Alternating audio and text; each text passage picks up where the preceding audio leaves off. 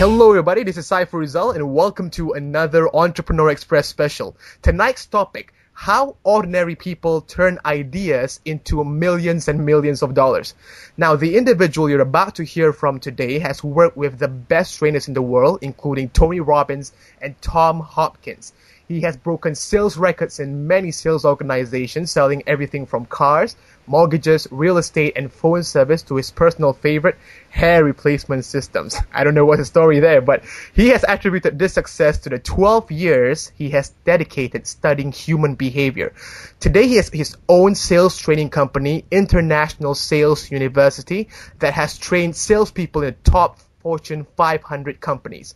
Now, what's more important about this individual is that he has scoured the whole of America and interviewed 50 of the nation's most successful young self-made millionaires and entrepreneur experts like Dr. Farah Gray, Cameron Johnson, Hezekiah Griggs, Mike Littman, T. Harv Eker, Bob Proctor, Mark Victor Hansen, and so many more.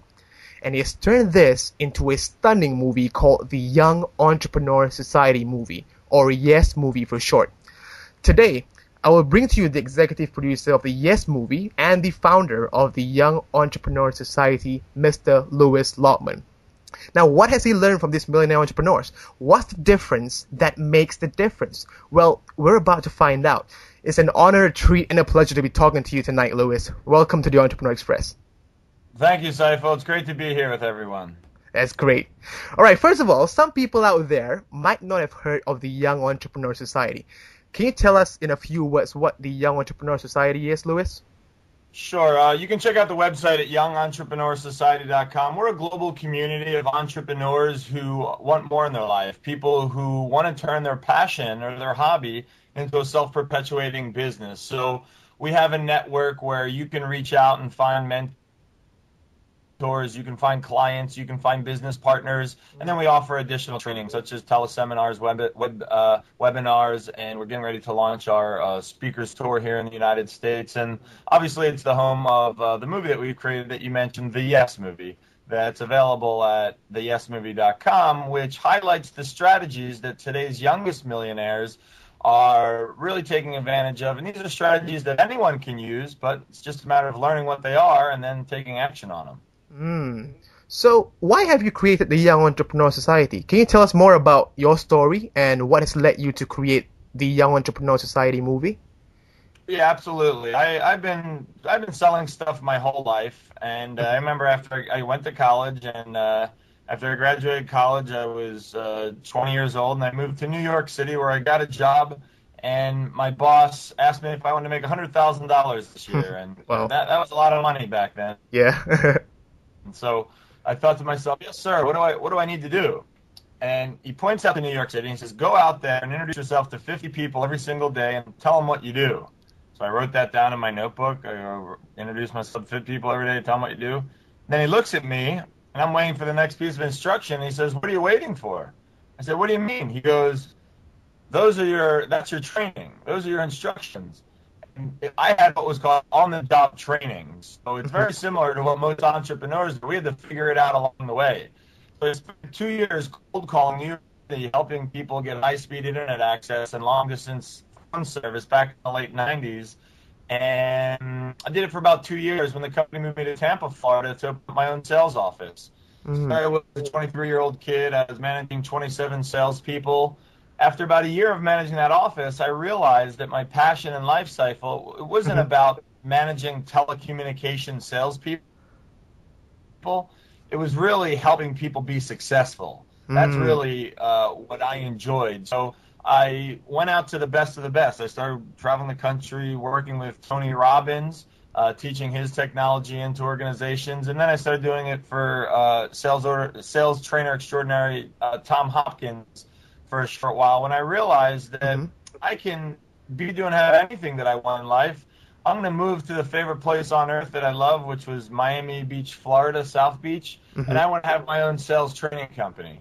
So for about the last 5 years, I've been traveling the country doing in-house trainings with organizations as well as public sales seminars until I turned 30 last year.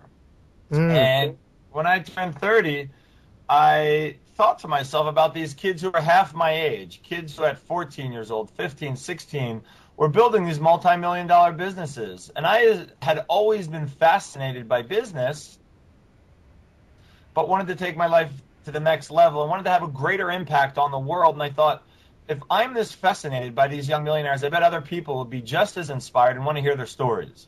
So I decided to make a movie, and I didn't want to make it just a regular documentary, but I want to make it fun and exciting and fast-paced and really inspire a younger generation of youth to start a business, but really love what they do in their business and show them the strategies and deliver it to them in an entertaining way.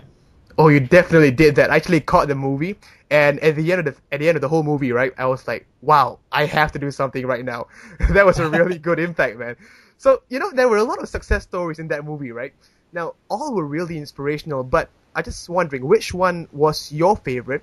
And maybe you could give them a little teaser of this story.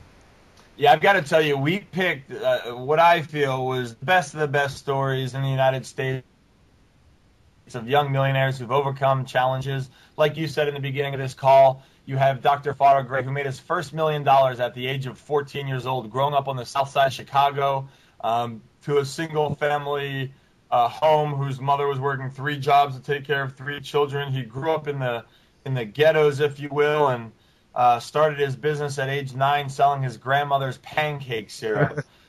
Fast forwards 5.5 years later, he sells his company for $1.5 million. And I just thought to myself, if here's a young boy growing up with next to nothing can turn what his life circumstances were into an amazing business, I thought, anyone can do that. Then you mentioned Cameron Johnson, who had started 12 successful businesses by the age of 23, making his first million by the age of 15.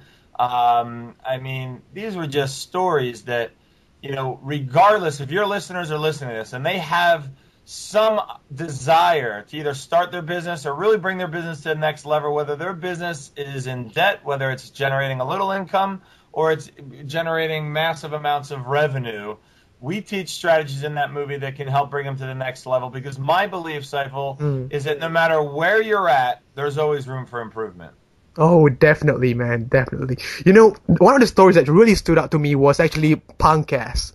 I mean, he's not a conventional entrepreneur, right? I mean, he has tattoos all over, and he looks more like a Punkass than anything else.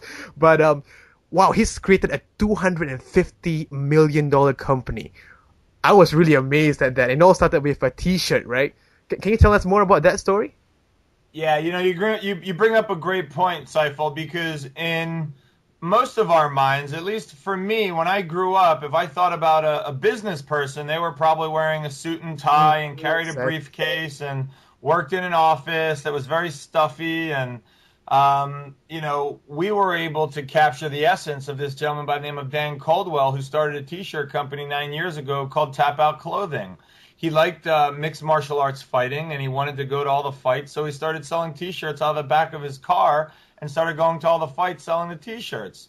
Next thing you know, everybody who is the fighters started wearing his clothes. The people in the audience started wearing their clothes. The UFC, which is Ultimate Fighting Championships, they started getting massive media exposure, and he was in the right place at the right time, but he was the right person with the right idea, taking action on a consistent basis, doing all the things that a business person should be doing, but he just happened to have tattoos everywhere and worked in mixed martial arts fighting. So what I take from that, Saiful, is that I might not, maybe I do, maybe I don't, or one of your listeners may or may not fit the mold of what most people think it takes to be a successful business person. But the truth is, regardless of where you are, regardless of the things going around you, regardless of the clothes you wear, the way you speak, who you hang out with, you have the ability to take your business idea from just a general idea or a dream or a vision that you have and actually start taking actions of the strategies that we teach in the Yes movie